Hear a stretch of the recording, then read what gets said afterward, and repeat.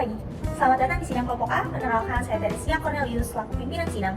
Adapun anggota kelompok kami yang terdiri dari Ajeng Hirtiasari, Saya Anggota Rahman, Eva Fatia, Akhil Vanisa, Rifandi, saya Reza Uda. Saya Rahmat Rizky Fadurrahman.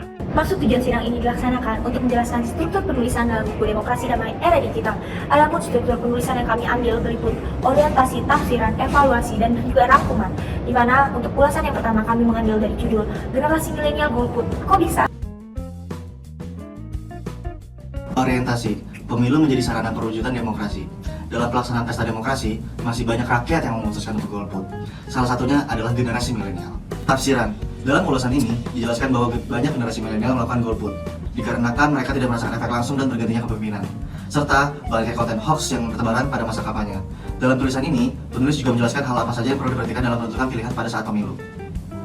bahasa yang digunakan cukup santai, mudah dipahami, sehingga membuat para pembaca terpicu untuk tidak melakukan aksi golput dan dewasa dalam menggunakan media sosial. Kesimpulannya, ulasan ini dapat mengedukasi pembacanya tentang kesadaran akan pewujudan demokrasi. Ulasan kedua berjudul Perbedaan adalah Keniscayaan karya Cahya Suryani. Struktur penulisan dalam ulasannya yaitu orientasi, tafsiran, evaluasi, dan rangkuman. Orientasinya yaitu sosial media membuat komunikasi dapat dilakukan lebih praktis, komunikasi bisa dilakukan kapanpun dan dimanapun, tak terkecuali komunikasi dan obrolan mengenai politik. Tafsirannya yaitu membahas apa saja yang menyebabkan perpecahan dan bagaimana cara untuk menjaga pertemanan meskipun memiliki pilihan atau pandangan politik yang berbeda. Rangkuman. Kesimpulannya yaitu membahas perpecahan karena pilihan atau pandangan dalam politik.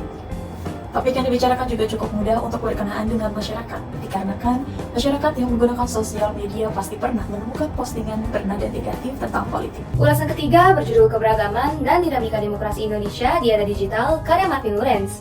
Struktur penulisan dalam ulasannya yaitu orientasi, tafsiran, evaluasi, dan rangkuman.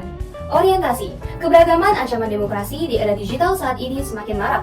Kebanyakan berupa ujaran kebencian yang memakai identitas suku, agama, ras, dan juga etnis. Tafsiran, tulisan ini lebih dominan ke arah pembahasan ancaman dalam isu politik dengan menggunakan banyak sentimen agama di tengah masyarakat, sehingga dapat merembet ke upaya mobilisasi massa yang anti-demokrasi. Dalam dinamika demokrasi di era digital ini, perlu adanya kontra narasi melalui platform sosial media yang bertujuan untuk merebut kembali ruang-ruang publik dari petinggi dengan ekspresi kebencian, lalu menggantikannya dengan nilai-nilai keberagaman dan perdamaian. Dalam tulisan ini digambarkan dengan jelas dan tegas.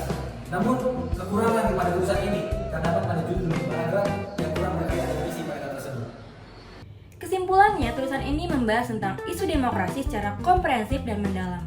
Tema yang diambil oleh penulis juga cukup berkenaan dengan masyarakat, sehingga secara tidak langsung tulisan ini memberikan moral kepada para pembaca untuk meningkatkan kemampuan literasi mereka agar mereka tidak mudah termakan hoax.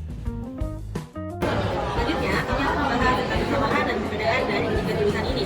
Kesamaan dari ketiga tulisan ini yaitu sama-sama membahas tentang pilihan politik saat pemilu, ancaman-ancaman digital seperti isu hoax dan penyebaran kebencian dalam media sosial. Pentingnya kewujudan demokrasi bagi kehidupan berbangsa dan bernegara, serta memiliki gaya bahasa yang sedikit mirip. Perbedaan dari ketiga tulisan ini yang pertama, pemilihan topik yang berbeda. Yang kedua, tulisan pertama dan ketiga lebih banyak mengandung makna dari demokrasi, sedangkan tulisan kedua lebih ke arah persatuan. Sekian pemaparan dari kelompok kami, kurang lebihnya mohon maaf. Terima kasih.